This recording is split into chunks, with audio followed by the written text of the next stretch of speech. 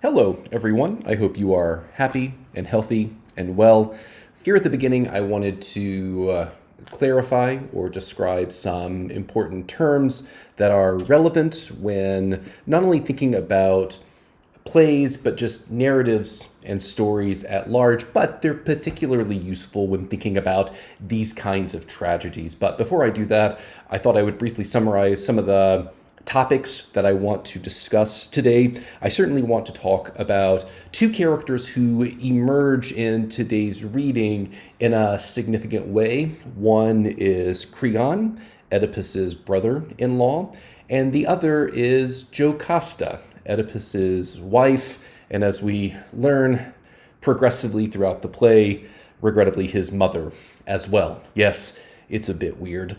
But I also want to talk about how the sense of tension and the seeming inevitability of the truth builds and escalates in the reading for today, but coupled with that, how perhaps even the sense of tragedy in this play is increased or augmented, principally because of hubris. And I talked about hubris a bit, I believe, in the last recording, but just to define it here, hubris is perhaps excessive confidence, even arrogance. And often when we think about hubris, we think perhaps about individuals who seemed so sure and so certain of themselves. And perhaps because of that certainty, they did not take potential problems into account or consideration. And you could almost draw or create this link between their hubris and their ultimate demise or their failure. So I certainly want to talk about hubris today and how hubris seems to accentuate or even increase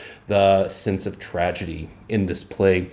But before I do that, I said I wanted to talk about some terms, some important terms, maybe one or two of them I've mentioned before, but they are three terms when thinking about characters and character designations in stories. The first is protagonist, and you've probably heard this sort of term before. A protagonist is often the main character, or in a superhero film or story, the hero they embody and have certain values that we as the audience like and endorse.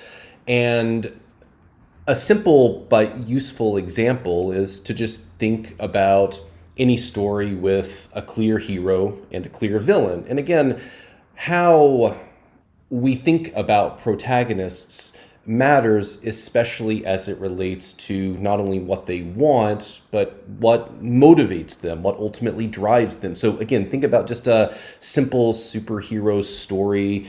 There's the hero on one side and the villain on the other, perhaps, and this happens a lot in superhero stories. The villain wants to destroy the world and the hero wants to save the world. And I would say our endorsement of the hero, or perhaps the protagonist in this situation, it's not just that we agree that someone should save the world, we also often agree with and endorse what motivates characters to, in this situation, want to save the world. We agree with the moral and ethical injunctions that drive and motivate them. Perhaps some of those are simply the want and the need and the desire to prevent death and destruction and chaos. And again, that's a fine but at times simple way to think about protagonists. I wouldn't say it's wrong to think about them in those terms,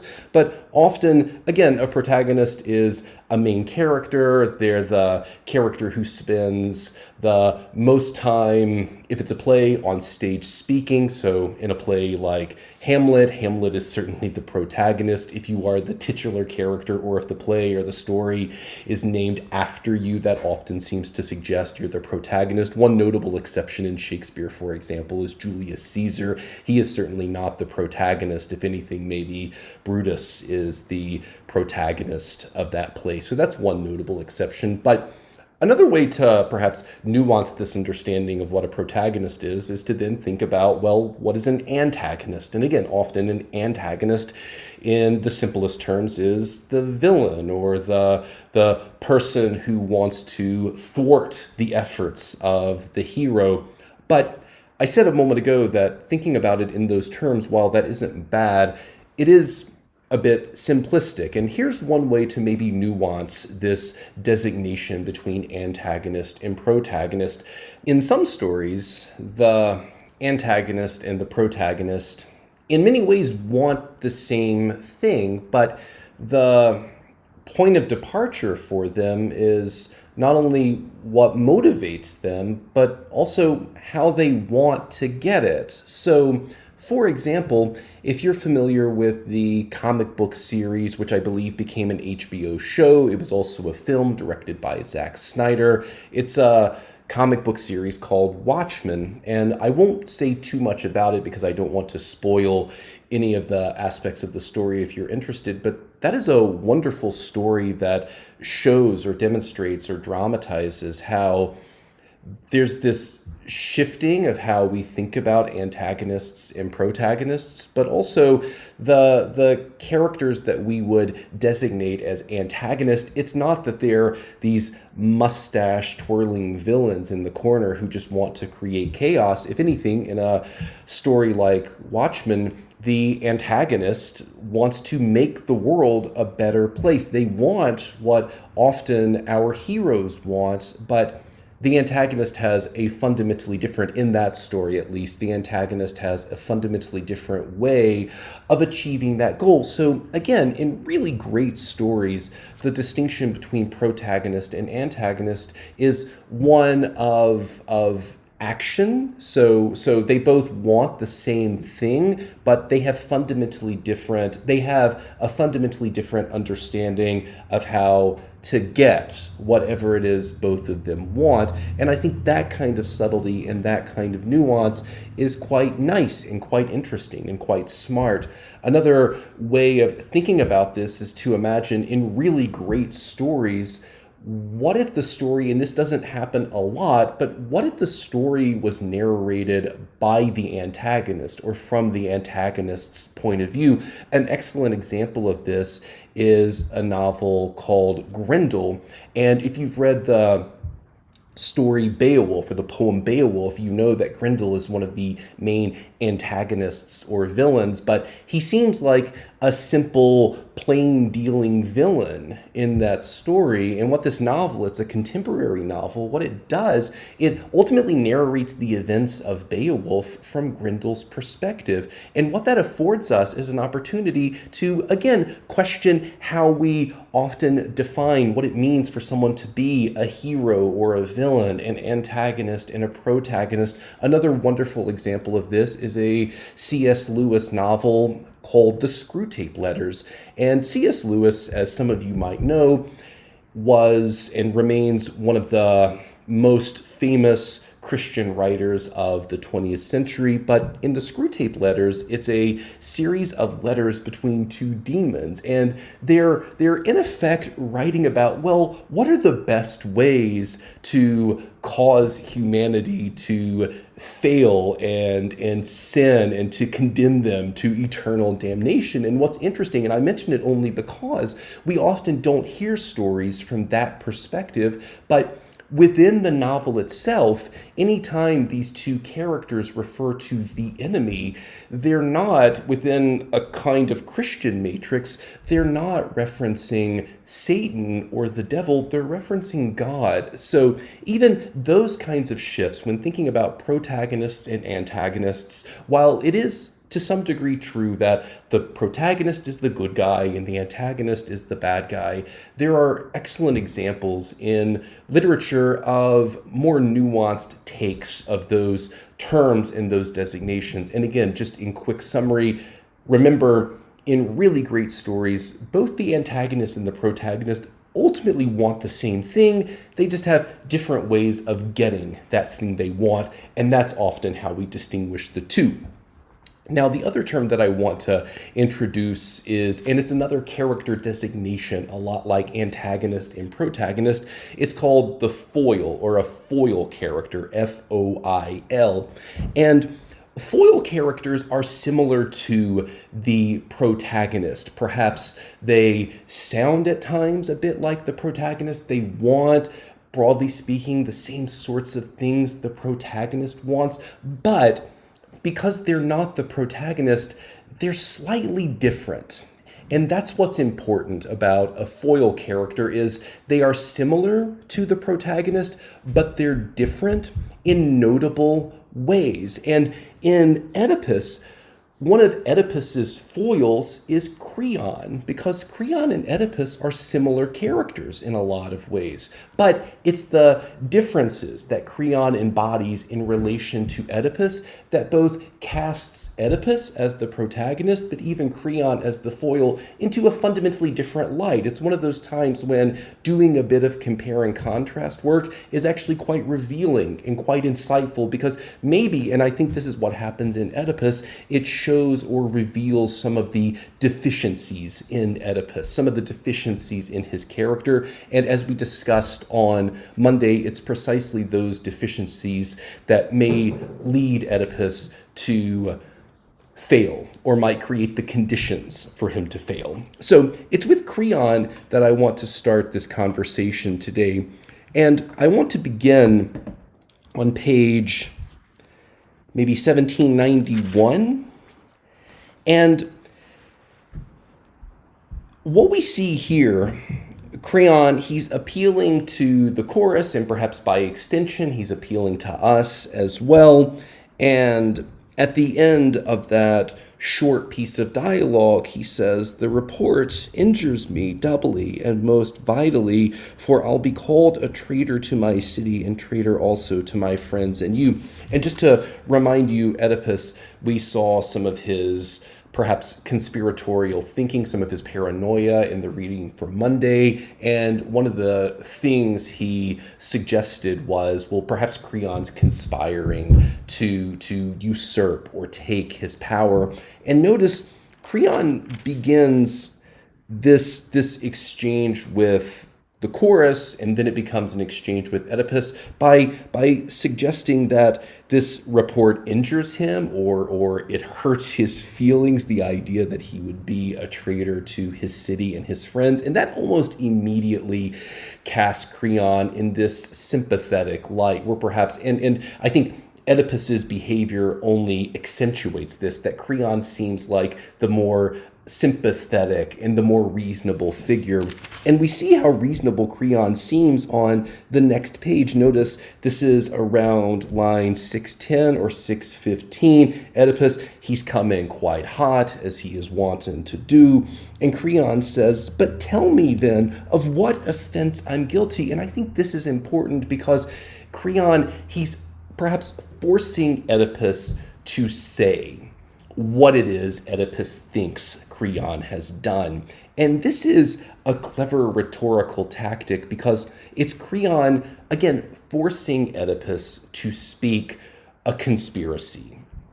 And while conspiracy theories are entertaining, it's difficult to take people who seem to almost exclusively only believe conspiracy theories seriously. And there's this sense that Creon is perhaps attempting to position Oedipus in this way. But finally, when Creon speaks on page 1793, when he finally speaks at length, he says something quite interesting. And I want to read directly from the text here.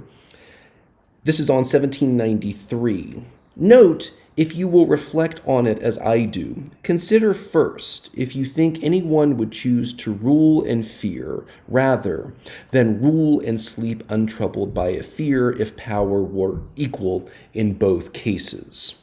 I, at least, I was not born with such a frantic yearning to be a king, but to do what kings do. And so it is with everyone who has learned wisdom and self-control.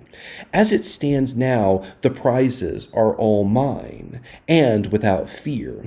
But if I were the king myself, I must do much that went against the grain. How should despotic rule seems sweeter to me than painless power and an assured authority. I am not so besotted yet that I want other honors than those that come with profit. Now, every man's my pleasure, every man greets me. Now those who are your suitors fawn on me. Success for them depends upon my favor. Why should I let all this go to win that? My mind would not be traitor if it's wise.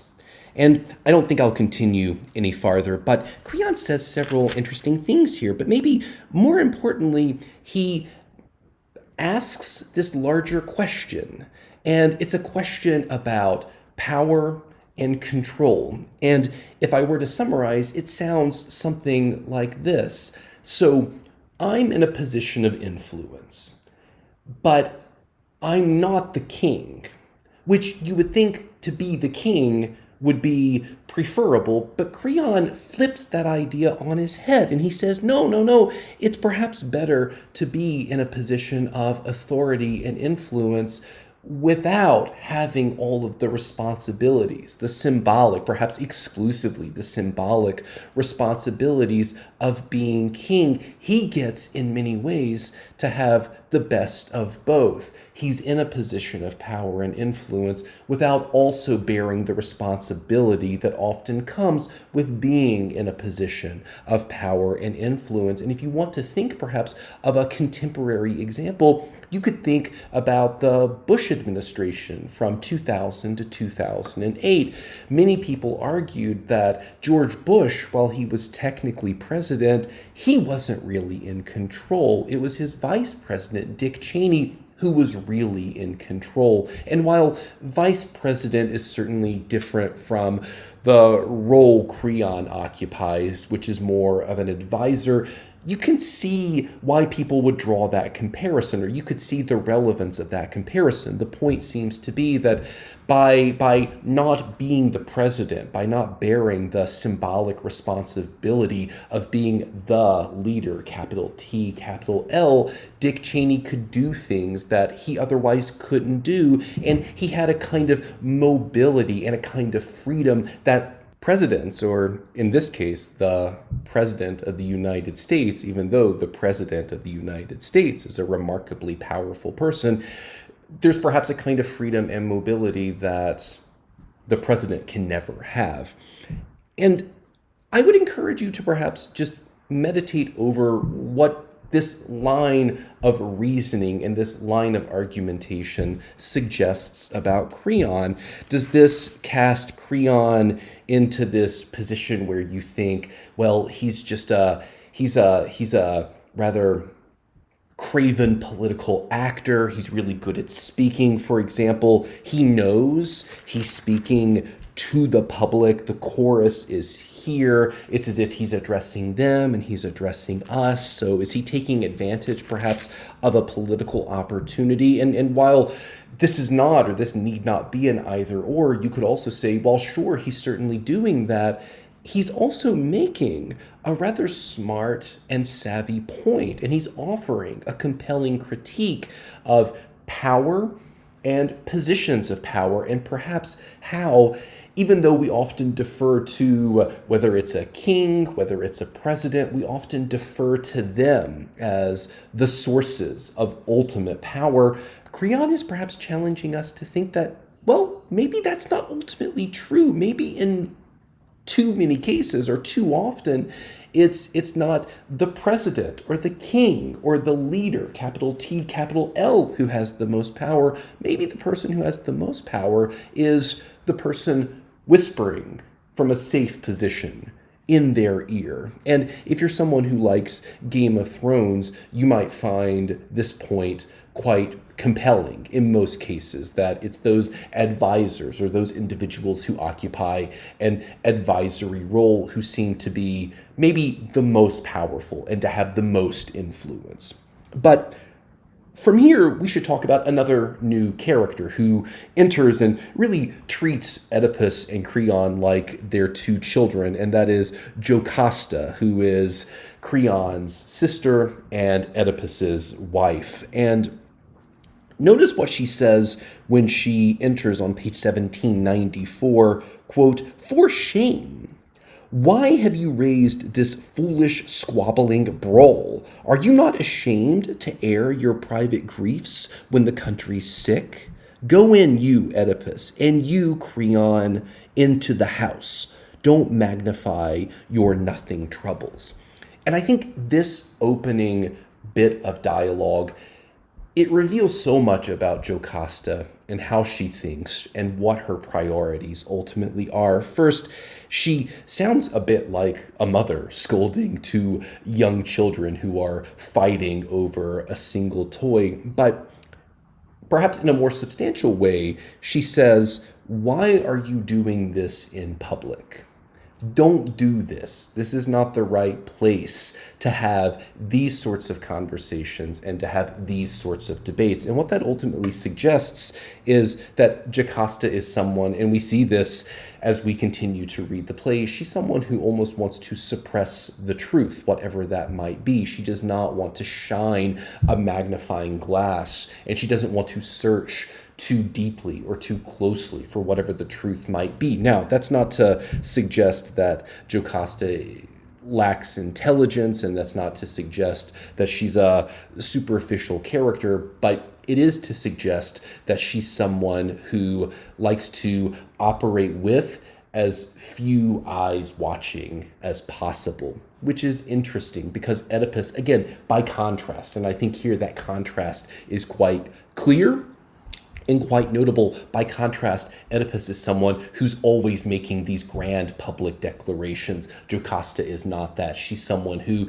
if she is maneuvering, she wants to do so quietly, privately.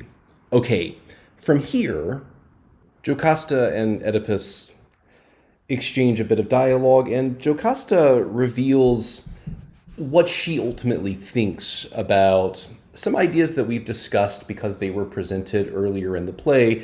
Jocasta reveals how she feels about prophecies, oracles, fate, etc. And this is on page 1796, and I'll read almost all of this. It's the last thing she says on that page, but "Do not concern yourself," and here she's speaking to Oedipus, "do not concern yourself about this matter. Listen to me and learn that human beings have no part in the craft of prophecy.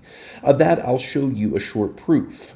There was an oracle once that came to Laius," and Laius is Oedipus's father. We'll talk about that later, but he's the former king. "It will not say that it was Phoebus's own, but it was from his servants, and it told him that it was fate that he should die a victim at the hands of his own son, a son to be born of Laius and me." So we're learning a little more about this prophecy. "But see now, he the king was killed by foreign highway robbers at a place where three roads met, so goes the story. And for the son, before 3 days were out after his birth, King Laius pierced his ankles, and by the hands of others cast him forth upon a pathless hillside. So Apollo fell to fulfill his oracle to the son, that he should kill his father, and to Laius also proved false, in that the thing he feared, death at his son's hands, never came to pass. So clear in this case were the oracles, so clear and false.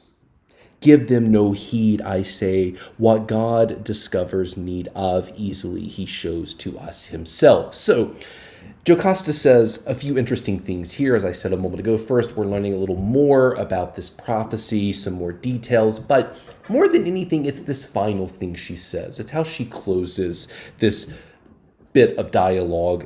She says, quote, give them no heed, I say, what God discovers need of, easily he shows to us himself." And what she's ultimately suggesting here is that if God wants or needs to communicate something to us, God will not do so through these cryptic prophecies and these oracles. God will simply tell us or communicate to us directly. Therefore, it's a waste of time, and it's quite silly to even pay these sorts of prophecy any mind at all, because, again, prophecies are indirect ways of communicating between God or the gods and mankind. And Jocasta says, if God wants to communicate to us, he will do so directly. And I'll leave it to you to decide what to ultimately make of this line of argument and this line of reasoning, because you could suggest, or you could argue, that this is perhaps in contrast to how Oedipus thinks of things. Even the idea that he would dispatch Creon at the beginning of the play to investigate and to question the oracles to know what the gods think of this plague in Thebes might suggest that Oedipus does pay credence to what oracles say and to the sorts of prophecies they deliver. But Jocasta says, no, absolutely not. That is not how things work. And then Oedipus says, and this is something that Sophocles does quite nicely throughout the play, at least from this point moving forward, Oedipus says something that once you arrive at the end of the play, you realize just how tragic and ironic this is. This is later on page 1797 in response to something Jocasta says. He says, "Oh God, I think I have called curses on myself in ignorance." But what's so interesting about this, and again, it's connected to these notions of hubris, it's connected to this sense of tragic irony that really defines this play. This is something that Oedipus seems to acknowledge at times and then forget. And I'm not suggesting that he forgets because he has a clumsy memory.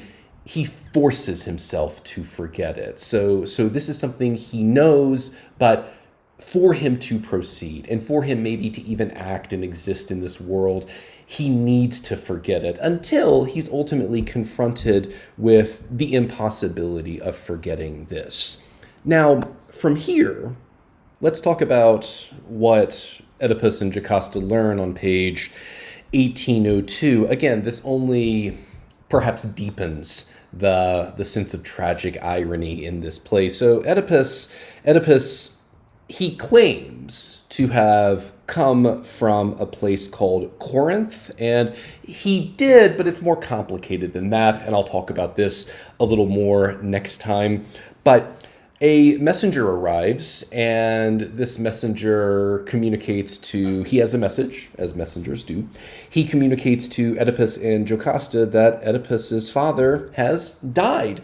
And for Jocasta, this is important because this seems to suggest that, again, or this confirms that the prophecy that she and Laius were told was completely false. This just confirms what she said a few pages ago. And notice what she says on page 1802. "Be quick and run to the king with the news."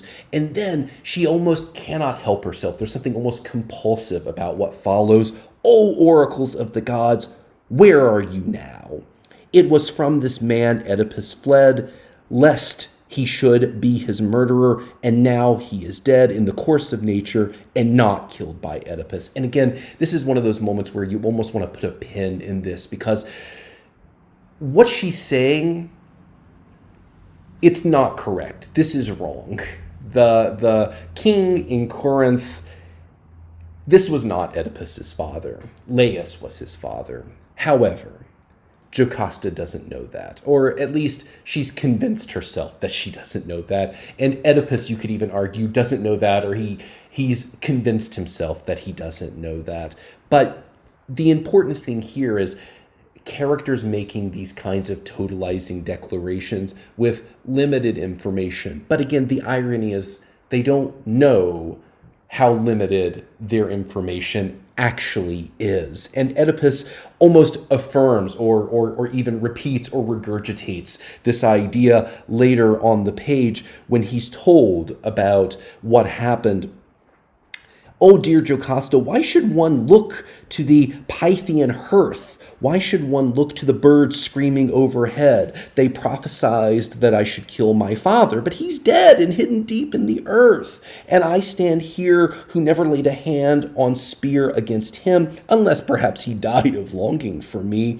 And thus I am his murderer, but they, the oracles as they stand, he's taken them away with him. They're dead as he himself is, and worthless." So again, the sense of hubris and arrogance to declare something that Oedipus doesn't know. And again, I guess the point is he doesn't know that he doesn't know that what he's saying is wrong. But Some of my students have made a fair bit of this moment when he interjects in this bit of dialogue and he says, well, maybe I killed my father, and he's being funny, but I think it's revealing. Maybe I killed my father, or maybe I'm responsible for my father's death because he just missed me so much. He died from longing for my presence. But the important thing about this interjection is how, even as Oedipus declares in this moment that he clearly was not responsible for his father's death,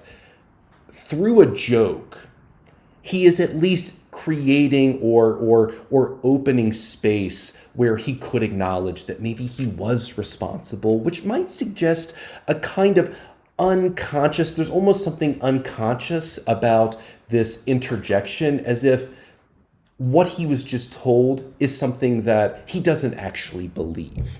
So from here, we learn that Oedipus and Jocasta's relief was or is short-lived, because this messenger reveals on page 1803, and this carries to 1804, he reveals that Polybus, the king of Corinth, the king who presumably just died, Oedipus learns that this person wasn't in fact his father, and this messenger reveals that he was part of this plan to remove Oedipus from Thebes when Laius and Jocasta learned about this prophecy. So notice how the moment, and this is important, this pushing and pulling, notice how the moment when it seems as if the conflict in the narrative ends, that's the moment when the conflict just begins again. So even this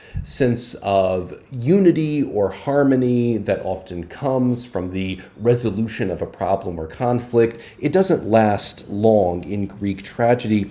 But this messenger has incomplete information, and it should come as no surprise that this provokes Oedipus again into pushing forward, to persisting for the truth. And on page 1805, pay attention to what Jocasta says, and pay attention to how she attempts to dissuade him. Why ask of whom he spoke? Don't give it heed, nor try to keep in mind what has been said. It will be wasted labor. So the question perhaps worth asking here is, well, what does Jocasta know? And what has she perhaps attempted to forget? But what is she ultimately prepared to live with if she's saying what she's saying here? Because just to be as explicit as possible, this seems to suggest that she knows what Oedipus ultimately did, but she is to some degree prepared to suppress this. For what reason? It's difficult to say at this point, but I would encourage you to speculate. Is this because she just wants to maintain a kind of stability in Thebes and within her family? Is this perhaps a continuation of what I talked about earlier in this lecture, that she just wants to keep everything out of the public? She wants to shut the door, so to speak, on whatever the truth might be, especially if it's an inconvenient truth. But notice what Oedipus says ostensibly in response to this.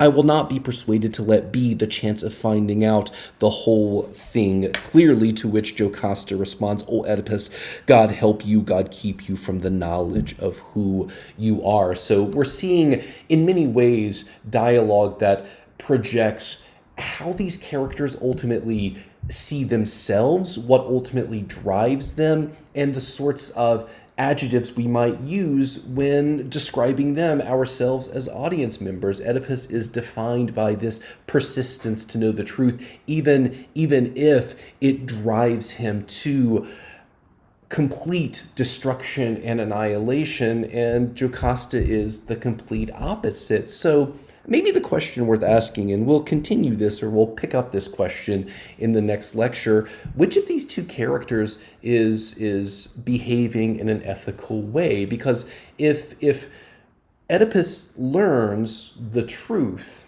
it will lead to personal destruction and annihilation, but it will also perhaps thrust Thebes into a more chaotic, unstable, and insecure place. But it will reveal the truth. And what Jocasta, what her response seems to suggest is that for there to be real and persistent security, that means we must live with certain uncomfortable truths. But for the good of the polis, or for the good of the people, for the good of the community, we must suppress those truths. There are some things that cannot be spoken, some things that cannot be said, even if they are the truth. So I would just encourage you to think about which of these two characters embodies the most ethical position, or is it possible that one is behaving ethically and one is behaving in a rather unethical way? So I think that's where I'll leave it for today. Again, a lot of the things we discussed in the last lecture, they're becoming a lot clearer now. I think we're starting to see in ways that Oedipus couldn't what the ultimate truth is, even as he's still rejecting and possibly ignoring this truth. And it's worth introducing one final term here at the end. I've mentioned irony before, but there are different types and different sorts of irony. Of course, there's just verbal irony. Think of any of you who might ask me, or who might have asked me, how's your day? And if I wanted to be ironic, I might say something like, oh, it's great, which there's something about how my tone and what I'm ultimately saying, they don't agree with one another. So that's verbal irony. But then there's dramatic irony, which that's exactly what we're seeing here. And dramatic irony is simply when we, the audience, knows more, or when we, the audience, know what characters in a story don't know or don't fully know. So this play, it really hinges on the deployment of dramatic irony, again, where we as the audience are maybe one or two steps ahead of the characters in the story. And this is a type of irony that horror films deploy often. Think, for example, about any time when you see the villain or the monster with a knife or a weapon, and then it cuts to someone or even two people who are about to enter the house. And we know something. We almost exist in this privileged place where we know more than what they know. And if you're someone who watches horror movies like I do, you're probably shouting at the screen, don't go in, don't go in. But it's precisely that kind of tension that really makes the story work. So we see, even though this is a different genre, we see Sophocles deploying dramatic irony in the same way that directors and writers in horror films do. Hey everyone, Colin here. So I'm hopping in just to clarify that I am incorporating two separate audio lectures into this one audio lecture as a way of just making it as easy to listen to as possible. In the past, when I've taught this play, I've taught it over 3 course periods instead of over 2 weeks in this online format. So that's what really necessitates this combining of 2 different lectures. So here in just a moment, I'll stop talking, but then you'll hear me again. And that's why if this transition feels a little stilted and forced, it's because I'm combining 2 pieces of audio here just for listenability. So I hope that makes sense. And if you have any questions, please contact me. And with this third piece, these final 10 pages or so, we're really left to just watch or to bear witness to Oedipus finally acknowledging what we for quite some time have known is the truth for what a character like Jocasta, recognizing what for a character like Jocasta she has known, it seems, for, my goodness, a number of years. And because of that, and this is something that we discussed in the short fiction unit, how all great narratives and all great stories build through conflict, and that moment when the conflict is at its peak, that moment when a resolution of some kind needs to happen. Once that resolution actually happens, once the sense of conflict that ties or tethers the narrative together is broken, everything from there is a bit anticlimactic and a bit boring and tedious. A great example is, and I think I mentioned the very first Star Wars film at some point this semester, but that moment when Luke destroys the Death Star in episode 4, you would certainly be forgiven for thinking that the rest of the movie is not necessarily that interesting, because the main source of conflict in that narrative, the threat that the Death Star poses, once that threat is removed, or once our heroes vanquish that threat, the rest of the narrative is frankly quite perfunctory and not that interesting. And Oedipus is quite similar in that way. And we actually begin this lecture's reading with Oedipus again pushing for the truth, while in perhaps a contradictory way, knowing that by doing so, he's ultimately creating the conditions or pushing himself and the narrative to a place that will cause and create an immense amount of destruction, pain, and chaos. But like we've done with the previous two lectures, I think it's interesting to pause for a moment and assess how Oedipus sounds, seems, and feels here at the beginning of the reading for this week. And I think the thing you'll notice is that all of those threats of violence and all of the impatience and hastiness that seems to define Oedipus's character, we're certainly seeing it flourish in a way here that maybe we haven't seen to this point. Maybe you could argue some of his behavior toward Creon was a step in this direction, so to speak. But I'm on page 1807, and here he's speaking to this herdsman. And just to remind you, so there was this messenger from really just a page or two before 1807 who in effect said to Oedipus, and he delivered this message to Oedipus that his father, and you should use air quotes when saying his father, the king of Corinth, he delivered a message that his father, the king of Corinth, had died. And for Oedipus and Jocasta, for a moment, they were quite ecstatic, because they thought this meant that all of those prophecies that Oedipus would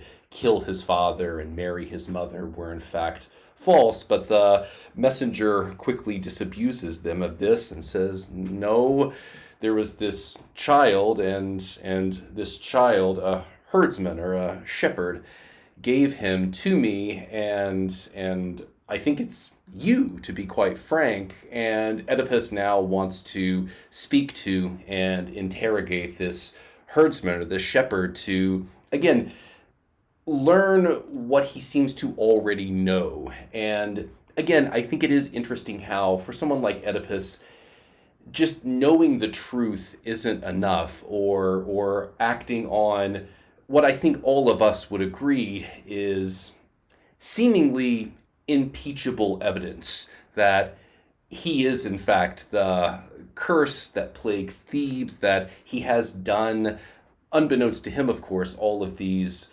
atrocious things. But this way that he's pushing, we talked about this, or I talked about this on the first day, this persistence defines Oedipus's character in fascinating ways. And maybe you can argue some of this threatening of violence towards the herdsman is just a projection, again, of what would otherwise be an extremely laudable personality trait or characteristic like persistence. This is perhaps an aspect of it, when that trait is no longer a benefit, but it's actually a hindrance or a defect. And this is what Oedipus says. Well, first I'll start with the herdsman.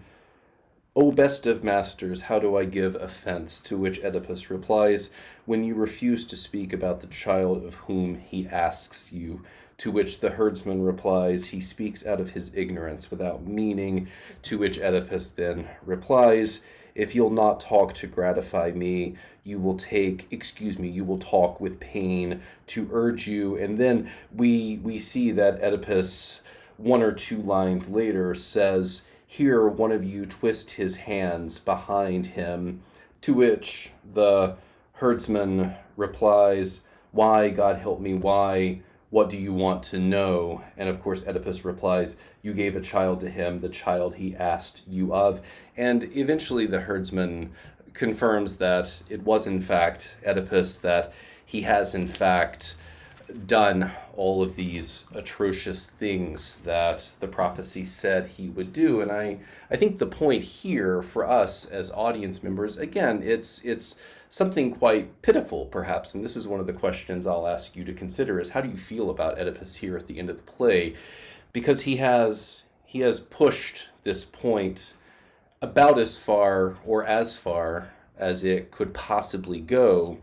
And I don't know if because of this insistence to eliminate every possible counter narrative, I don't know how that makes you feel about Oedipus. Now, I can say something about how I think Sophocles wants us to feel, and I think this is, again, connected to something I talked about on the first day, this idea of what it means for a tragedy to be a tragedy, and what it means for someone to be a tragic hero or a tragic figure. It's this recognition of someone like Oedipus, a king who has a reputation for saving his city and caring about his city.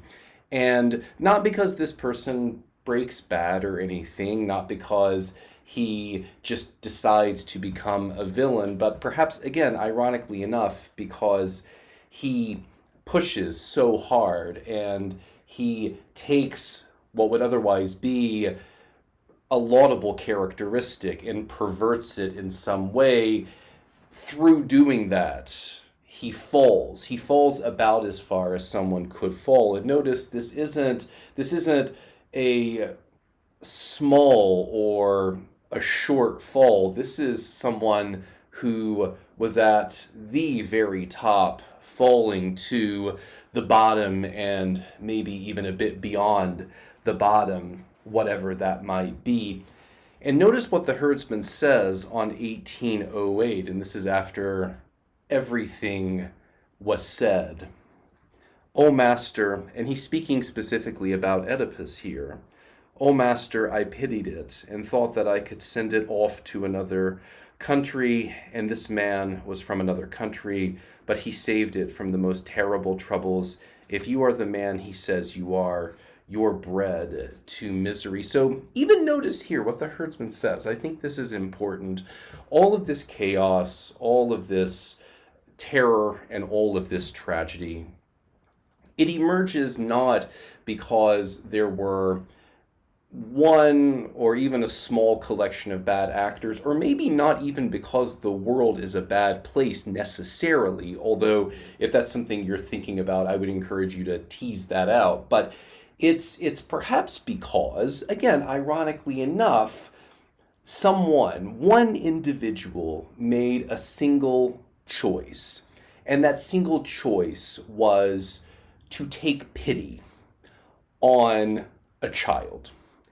And from that one act, from that one choice, all of this seemed to happen. And notice how the herdsman finishes this line of dialogue.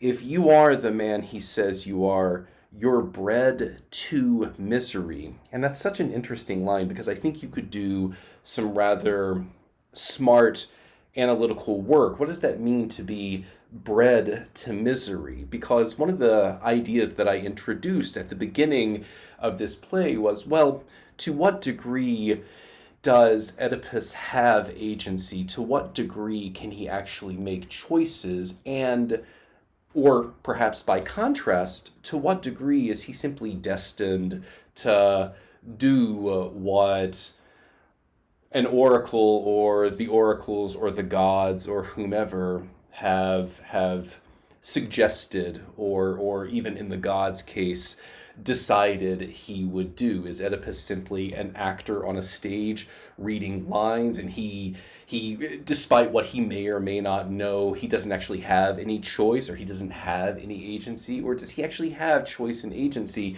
Because what the herdsman seems to say here suggests that he thinks Oedipus regrettably didn't seem to have any choices, or didn't seem to have choice or agency.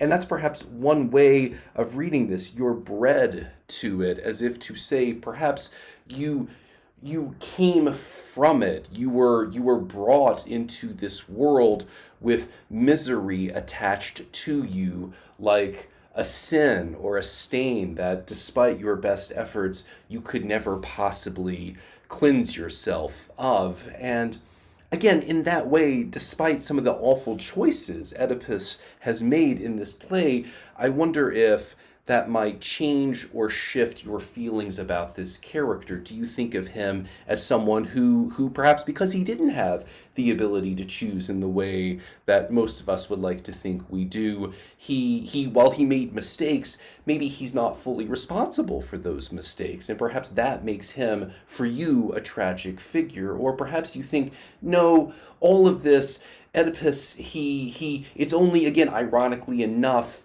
by attempting to defy these proclamations from the gods that he created the conditions for his own demise. Maybe you could even go as far as to say, if only he didn't think himself so arrogant, or if he wasn't so arrogant as to think that his actions and his actions alone could defy the will of the gods, then perhaps this wouldn't have happened. And my goodness, even from there, you could then conclude, well, this is a punishment of sorts for this thought, or this idea, this suggestion that he could defy the will of the gods, even as ambiguous as that will was. It is, quite frankly, a bit confusing, but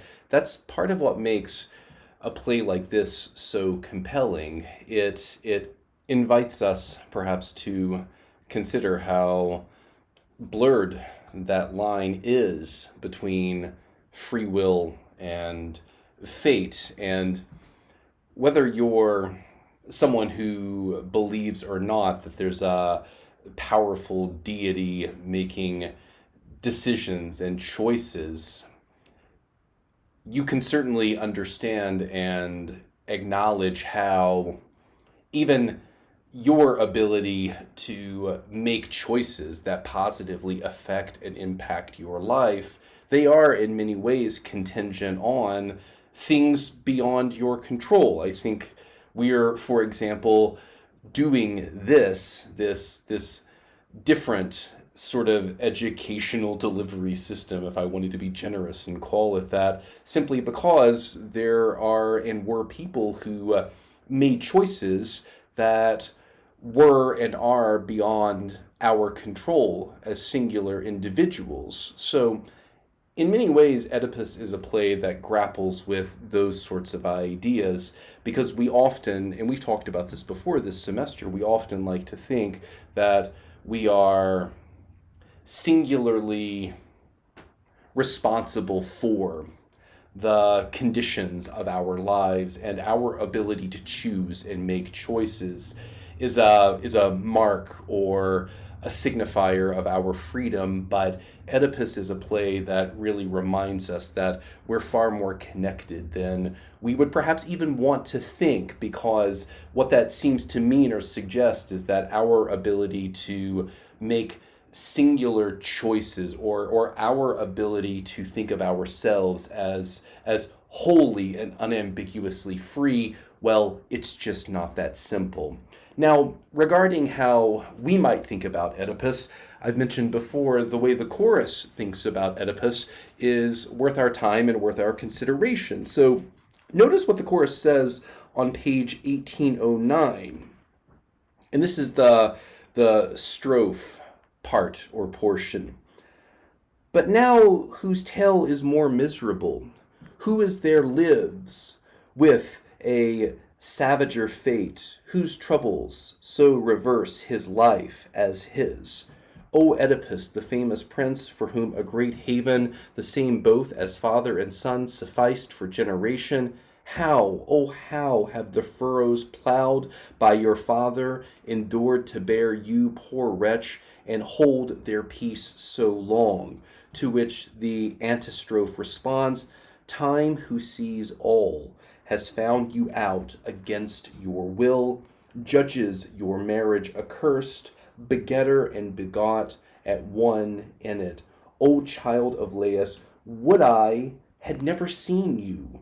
I weep for you, and cry a dirge of lamentation. To speak directly, I drew my breath from you at the first, and so now I lull my mouth to sleep with your name. So even here, just hearing the chorus say quite explicitly, O child of Oedipus, would I had never seen you, I weep for you and cry a dirge of lamentation, which is to suggest that the chorus seems to take a fair amount of pity on Oedipus. Oedipus is, according to the chorus, the most pitiful thing they've ever seen or heard. So again, allow that to influence your reading of Oedipus how you will. Now, from here, again, things unravel in a way that only deepens the sense of grotesque tragedy. We learn, we don't see this on stage, but it's reported to us that Jocasta has committed suicide for reasons that we perhaps seem to understand, considering how she left us near the end of the reading for the second day. And Oedipus, in a rather symbolically relevant and significant way, has literally blinded himself. And this is something that students always enjoy discussing. What does this ultimately mean? And there's a couple of potential readings. I think the most obvious is that this is Oedipus finally reconciling himself to what he is and what he's perhaps always been, which is blind in some way. So he's perhaps self-actualizing what he's always been. Another possible reading is that, and this is perhaps a more generous reading of Oedipus as a character, that he because, and again, now perhaps I'm thinking back, or I'm encouraging you to think back to the blind prophet from, or the oracle, the blind oracle from the beginning of the play, Tiresias, how he was blind, and that lack of actual sight allowed him or permitted him to, in effect, have wisdom in some way, if you want to imagine. And this is something, if you like, for example, Norse mythology, you may know that Odin, or Odin's son, he allowed himself to lose an eye as a way of gaining wisdom, or gaining a kind of sight he didn't have before, maybe something better than just actual physical sight. And with Oedipus, we're seeing something potentially similar here, that what he's ultimately suggesting by this blinding gesture is that he is now a figure who is far wiser than he was before. He understands things better that he, in theory, could not have understood before, or he seems to think he could not have understood it before, because of the, again, ironically enough, the limitations of physical sight. And from here, the play ends with the chorus reaffirming that Oedipus has perhaps become a social outcast of some kind. This is on page 1811. I shudder at the sight of you. And even earlier in that bit of dialogue, and I think this is important, I made mention of this earlier. This is a terrible sight for men to see. I never found a worse. And I would argue one of the things that Sophocles seems interested in exploring is how we must, as the audience, and again thinking of the chorus as a proxy for the audience, we must in some way bear witness to this. This is something, and I'll leave it to you to decide why, but this is something that must be seen. And there is something quite brutal and even unrelenting about that kind of idea, that there are some things that cannot be hidden. There are some things we cannot selectively edit out or edit around. There are some things that we must see in all of its brutality and all of its horror. And if you're someone who likes a show like Twin Peaks, I would argue there are times when that show has a similar orientation to some of the horrors and the brutalities of this world.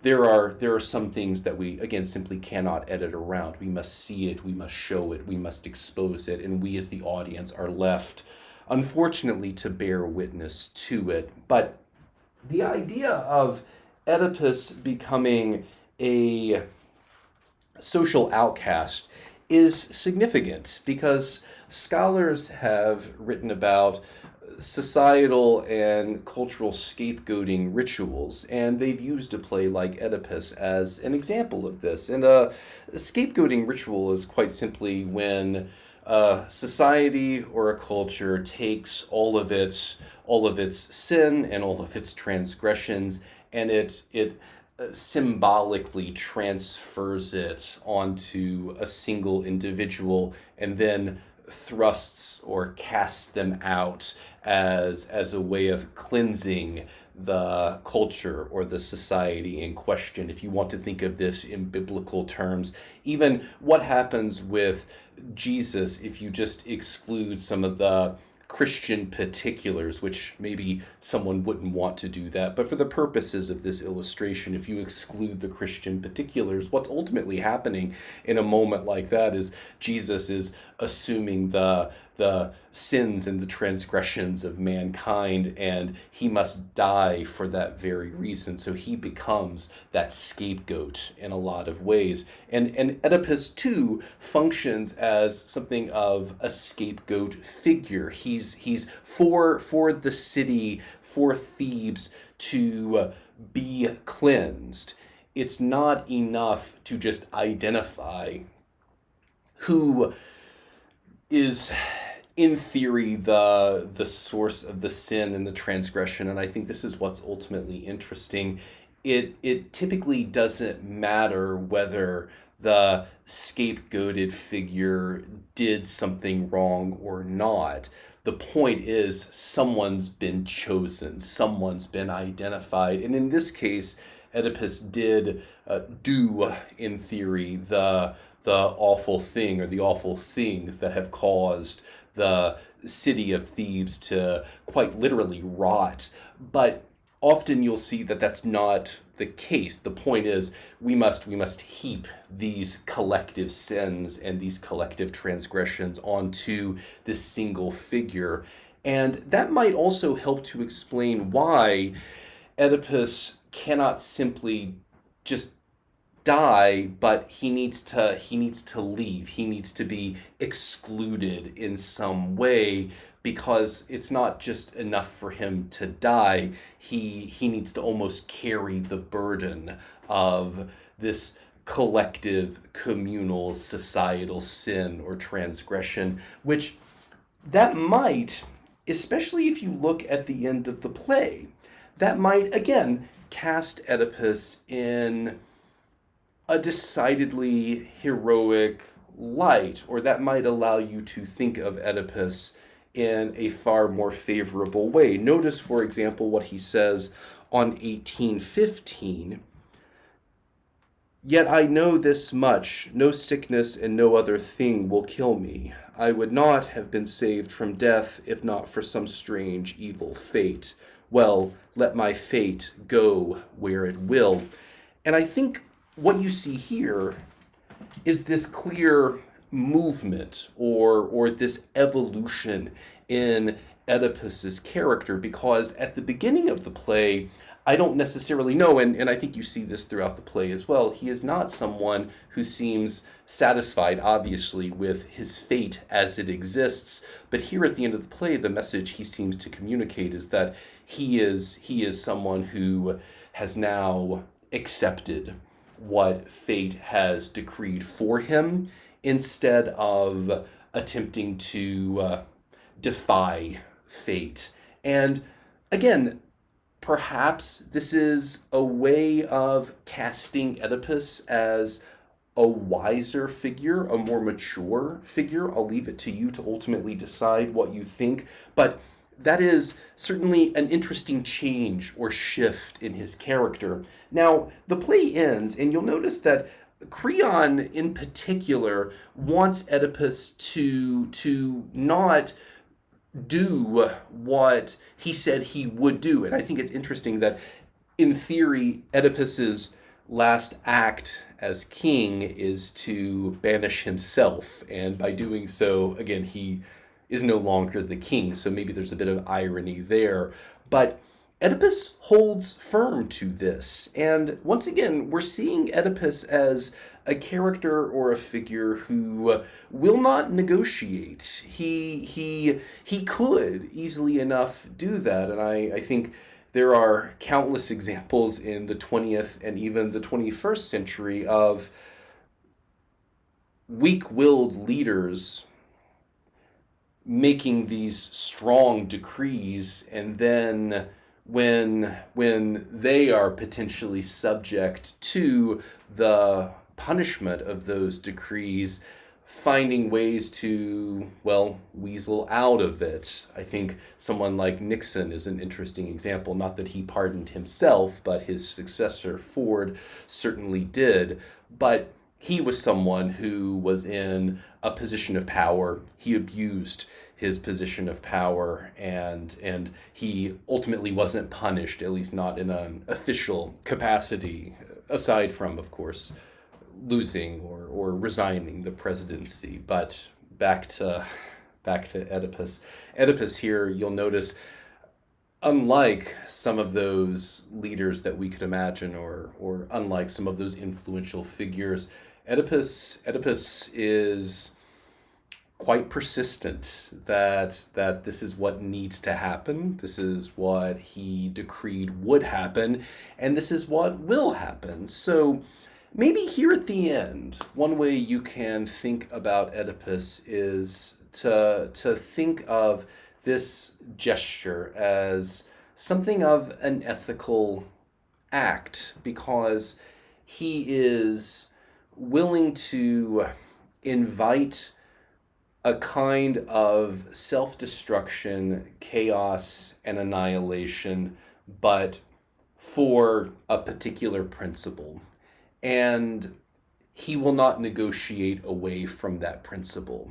That principle is as unmovable and as persistent as he seemed throughout the entire play. So in that way, Oedipus has remained a rather consistent character. But I think maybe the point here, or the idea that I would invite you to consider, is that what we're seeing here at the end is what Oedipus's persistence looks like when it's channeled in a positive way. But notice this only happens, or this he only arrives at this, ironically enough, through the tragedy and the horrors of complete self-annihilation, because that is literally what happens, but it's also what happens on a figurative, a metaphoric, and a symbolic level for him. Again, considering how he's fallen, he embodied, symbolically speaking, a position of authority, maybe the position of authority. And what we're seeing here is a fall like we don't often see. So I think that's all I'll say about Oedipus. A rather brutal and unrelenting play, but it's one that you can certainly write about and you'll have opportunities to do so. And I'm interested to know what you think about the play ultimately. So I'm looking forward to if you choose to write about Oedipus, your essays about it.